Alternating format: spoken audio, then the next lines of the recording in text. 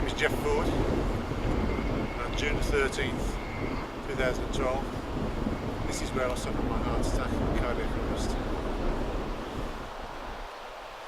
So, in essence, what happened was that I came down. We were training on the pitch behind me, and I started to get a bit blowy. When I say blowy, I was unusually blowy. I was having pains in my chest, and I thought, as I hadn't trained for a couple of months, that was the main cause. I went to the side of the pitch on one knee, and after that, I woke up in the back of an ambulance. We were running about just playing touch rugby, and he was giving it his all, and he's dropped out, which is really unlike Jeff. You know, he's usually there right to the end of the session. And the lads were joking. The lads were saying, "Oh, Jeff, you're not as fit as you were." Then he came back on again. He ran about a little bit longer. Then he had another rest, and the lads carried on playing. And then when we looked round, Jeff was lying there on the ground. So we went around to see what's up with him. And he was obviously unconscious. I came down here for a bit of fun, a bit of enjoyment, see a few friends. And what happened is they all come together. And the circumstances, not only they came together, circumstances came together. They put into action a CPR, a tandem CPR routine, which I think has been a major factor in my recovery. But also, Mwamba, the footballer, had his incident several months earlier, and as a result of that, a defibrillator had been installed in the sports club, which is a fair distance from here, but it's running distance.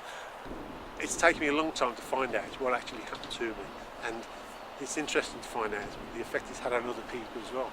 But the important thing that all these people should realise is that without them, I just wouldn't be here. I've got a 10-year-old daughter, I've got a wife, I've got a family, and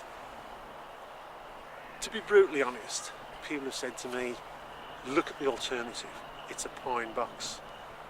I think everyone was quite shocked and took it a lot for, a lot of those to get their heads around everything that happened, but at least the outcome was good, the outcome was positive.